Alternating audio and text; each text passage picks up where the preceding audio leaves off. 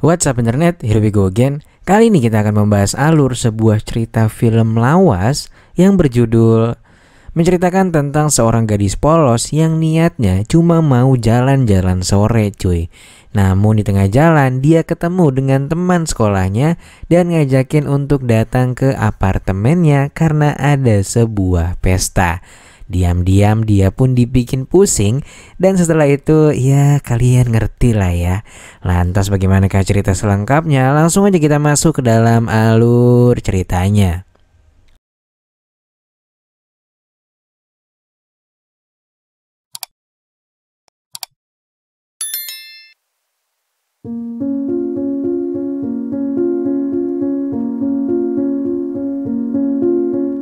Dimulai dengan menampilkan gadis polos bernama Ana yang ingin jalan-jalan sore ketika itu. Lantas di tengah jalan secara nggak sengaja 3 teman sekelasnya ngelihat Ana. Dia pun dipanggil. Mereka kemudian mengajak Ana untuk bergabung karena katanya Andy sedang berulang tahun. Ana sempat menolaknya, namun mereka justru berlutut di hadapannya. Akhirnya karena gak enakan, Ana pun mau ikut dengan mereka. Ana pun disambut dengan hangat. Lalu di sini ketika mereka lagi asik ngobrol, seorang teman Ana diam-diam menuangkan sesuatu ke gelas milik Ana. Lantas setelah minum dia merasa pusing banget. Daripada makin parah dan jadi bulan-bulanan mereka, dia pun memutuskan untuk segera pulang. Lalu ketiga temannya itu mengelilinginya dan enggan mengizinkannya pulang. Pada akhirnya hal yang ditakutkan Ana pun terjadi. Ia pun akhirnya dipusreng 3 lawan 1 saat itu juga. Dan ternyata ini merupakan kali pertama bagi Ana karena ada marjannya nih yang keluar. Lantas tepat di tengah malam, Ana berjalan menuruni tangga dengan rambut acak-acakan. Ketiga temannya itu tertawa seolah-olah gak terjadi apa-apa. Ana lalu kembali ke rumah dan setelah menutup pintu Ana pun menangis sejadi-jadinya. Ivan sang kakek mendengar suara itu dan bergegas untuk bertanya. Namun Ana terus menangis dan gak menjawab. Ivan pun melihat lebam di kaki cucunya itu dan langsung mengerti semuanya. Dia pun terus menghibur cucunya dan setelah beberapa saat akhirnya Ana pun menceritakan apa yang terjadi padanya secara detail. Setelah mengetahui semuanya, Ivan mengambil kapak dan bergegas menuju apartemen mereka bertiga. Tapi begitu dia turun, dia bertemu dengan tetangganya. Jack yang melihat Ivan nampak begitu emosi akhirnya menghampirinya dan mencoba untuk menenangkannya. Dia pun bertanya apa yang terjadi. Jack yang merupakan seorang polisi meminta Ivan untuk tenang dan menyerahkan seluruh masalahnya pada pihak berwenang. Akhirnya tak butuh waktu lama, Jack pun tiba di apartemennya bersama rekan-rekannya. Mereka lalu merusak pintu dan langsung menyergap ke 3 teman sekelas Ana. Mereka pun ketakutan sampai pada ngompol cuy. Dan gak lama kemudian mereka pun langsung mengakui kejahatan mereka. Polisi juga menemukan banyak marjan di spray milik mereka. Karena bukti yang cukup, mereka pun bersiap untuk membawa ketiganya ke kantor polisi untuk diperiksa lebih lanjut. Namun tiba-tiba seorang petinggi polisi datang ke lokasi kejadian dan ternyata dia merupakan Kapolda di daerah tersebut dan dia adalah bapaknya si Andy cuy. Di sini dia pun meminta untuk mengambil alih kasus tersebut dengan alasan interogasi yang kejam oleh petugas polisi. Meskipun si polisi udah jujur kalau dia melakukannya dengan baik-baik, Kapolda itu memberi syarat agar mereka bisa segera dibebaskan. Sementara itu, Ivan melihat cucunya menangis sepanjang hari dan gak mau keluar kamar. Dia juga gak bisa berbuat apa-apa. Dia hanya bisa berharap kabar baik dari polisi. Lantas beberapa saat kemudian, Ivan menerima beberapa pemberitahuan dari kejaksaan. Mereka ingin bertemu dengan Ivan serta Ana sekaligus. Esok harinya mereka mendatangi kantor kejaksaan. Pak Jaksa memintanya untuk menceritakan kepadanya bagaimana alur cerita sebenarnya. Namun setelah dia menceritakan rinciannya, di sini si Jaksa malah berspekulasi bahwa Ana lah yang telah menjual dorayakinya demi uang. Pokoknya ucapan si Jaksa ini benar-benar sembrono banget cuy. Dan akhirnya pertemuan itu justru membuat Ana semakin paling menyedihkan. Bahkan ia sempat ingin melakukan bunuh diri cuy. Ivan hanya bisa terus membujuk cucunya dan berjanji bahwa dia akan mendapatkan keadilan. Beberapa minggu kemudian Ivan keluar rumah dan menemukan bahwa ketiga pelaku dilepaskan oleh polisi tanpa hukuman apapun.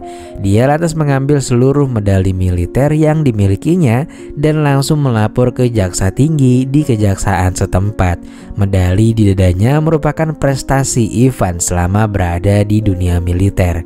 Dia berharap para pelaku dapat dihukum seberat-beratnya. Namun sialnya, jaksa justru menutup berkas yang dibawa Ivan dan mengatakan hal yang meremehkannya. Jelas bahwa si jaksa telah disuap untuk tak kembali mengangkat kasus ini. Dan dia berkata bahwa kasus ini tidak memiliki bukti yang kuat. Ivan lantas keluar dan mengutuk sampah masyarakat itu dan kemudian membanting pintunya dengan kuat. Lantas ketika di rumah, Ivan menemukan amplop berisikan uang tunai yang cukup banyak dari seseorang. Uang tersebut diberikan agar Ivan tak kembali mengangkat masalah ini lagi. Ivan kali ini benar-benar geram. Ivan akhirnya pergi ke rumah bapaknya Andy dan mengembalikan uang tersebut di mukanya. Karena keadilan yang dicarinya sudah sangat tumpul, dia pun memutuskan untuk menyelesaikan kasus ini sendiri. Ivan lalu pergi ke sebuah bank dan menjual rumah lamanya di pedesaan. Lantas ketika pulang, Anna berkata bahwa baru saja Bibi mendatanginya dan bilang kalau dia akan berlibur ke luar negeri. Dia menitipkan kunci apartemennya dan meminta Anna serta Ivan untuk menjaga burung peliharaannya. Mendengar hal itu, Ivan seakan teringat sesuatu. Dia pun akhirnya pergi ke rumah adiknya alias bibinya Anna. Dia melihat ke jendela dan mendapati Andy bersama kedua kawannya. Dengan pengalaman 35 tahun di dunia militer, dia pun langsung menyadari bahwa rumah bibinya Anna ini adalah tempat terbaik untuk memulangkan mereka semua ke dunia anime. Ivan kemudian mendatangi sebuah toko yang menjual beberapa barang-barang ilegal termasuk sebuah senapan. Ivan pun menceritakan apa yang terjadi pada cucunya. Cerita Ivan membuat mereka bersimpati dan gak pakai banyak cincong, Ivan pun dibawa ke warehouse mereka. Dia pun akhirnya memilih sebuah sniper dan langsung mencobanya. Dan ternyata bidikannya itu benar-benar tepat. Dan ya memang Ivan adalah seorang legend di bidang ini. Malam harinya Ivan menyimpan semua peralatan di lemari milik adiknya. Sekarang yang dia butuhkan hanyalah mencari timing yang tepat untuk melancarkan aksinya. Ivan pun beberapa hari memperhatikan apartemen Andy dan berhasil menyimpulkan bahwa mereka selalu bertemu di sana di hari Rabu dan juga Sabtu. Ivan kemudian berkenalan dan bergabung bersama kelompok tetangga adiknya yang sedang bermain catur. Dan ketika melihat mobil milik Andy dan kawan-kawannya, secara diam-diam Ivan pun segera menuju ke rumah adiknya. Tanpa banyak cincong, Ivan langsung mencari spot terbaiknya dan langsung bersiap untuk membidik mereka. Namun Ivan tak ingin membuat mereka langsung modar cuy. Dia ingin mereka menderita terlebih dahulu seperti cucunya. Ivan pun memutuskan untuk menjedor selingkingan temannya Andy yang bernama si Ujang. Lalu dia pun langsung membereskan semuanya dan kemudian kembali melihat orang-orang bermain catur lalu bertingkah seolah tak terjadi apa-apa. Ambulans kemudian tiba. Beberapa orang kemudian berkumpul. Namun setelah mengetahui kalau mereka ini yang terluka, mereka justru menertawakannya. Lantas setelah beberapa saat, bapaknya Andy kembali datang untuk menyelidikinya. Setelah menemukan sebuah lubang di botol, pria itu pun merasa ada yang gak beres. Namun di sana Andy mengatakan kalau itu hanyalah sebuah kecelakaan karena ledakan botol ketika membuka champagne mereka. Melihat Andy yang tak terluka, Pak Kapolda pun enggan melanjutkan masalah ini lebih jauh lagi. Namun keputusan inilah yang membuat Andy serta temannya yang kita sebut saja namanya Acong harus kembali berhadapan dengan Ivan. Gak lama kemudian mereka bertemu lagi di apartemen. Ivan seperti biasa naik ke atas ketika tidak ada yang melihatnya. Ketika salah satu dari mereka muncul, Ivan kembali beraksi. Namun kali ini dia mengincar tangki mobil si Acong. Mobil itu pun meleduk dan si Acong berada di dalamnya. Dari kejadian itu dia pun mendapatkan luka yang cukup membagongkan. Ivan kemudian masuk ke dalam kerumunan dan menyaksikan si Acong. Di sini hanya Jack yang merasakan kalau ada yang gak beres karena kedua kasus ini terjadi pada pelaku pemerkusian Ana alias cucunya Ivan. Lantas sesaat kemudian Pak Kapolda kembali datang. Dia pun memeriksa mobil tersebut dan lagi-lagi ia pun menemukan sebuah lubang di tangki mobilnya. Dia pun segera mengatakan pada Andy untuk jangan keluar rumah selama mungkin. Pria itu yakin bahwa semua ini merupakan aksi pembalasan dari keluarga Ana. Setelah kejadian yang dialami kedua temannya, Andy mengalami parno. Dia panik ada yang akan mengincarnya. Dia pun menutup semua jendela dan menghalaunya juga dengan pot bunga.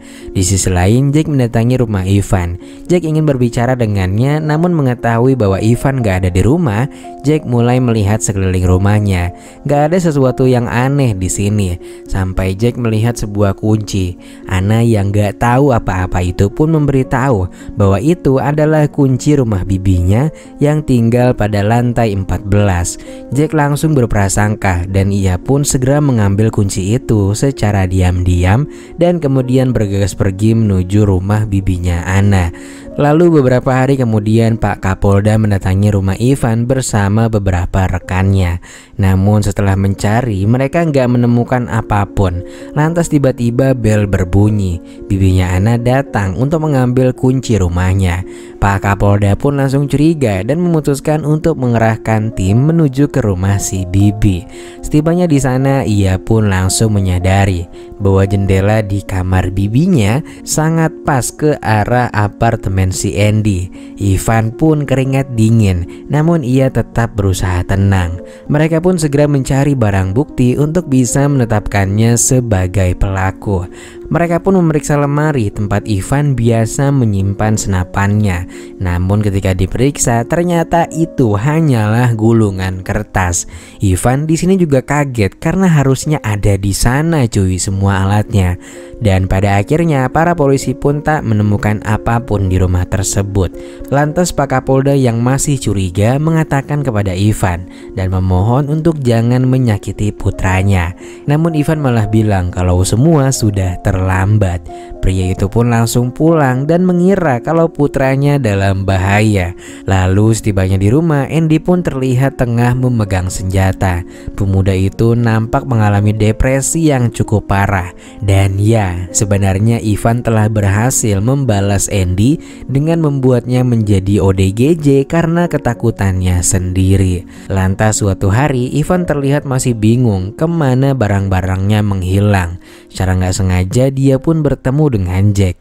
Jack menunjukkan sebuah buntelan dan Ivan langsung mengerti segalanya. Dia pun mengetahui kalau Jack adalah polisi yang jujur dan hanya ingin membantu Ivan. Ivan sangat berterima kasih dengan Jack tetangganya itu. Ivan lalu kembali ke rumah dan mendengar cucunya yang kembali memainkan gitarnya. Gadis itu akhirnya telah kembali menjadi seperti sedia kala. Meskipun masih menyimpan trauma yang mendalam, Ivan dan Ana akhirnya mulai menerima keadaan dan melanjutkan kehidupannya bersama.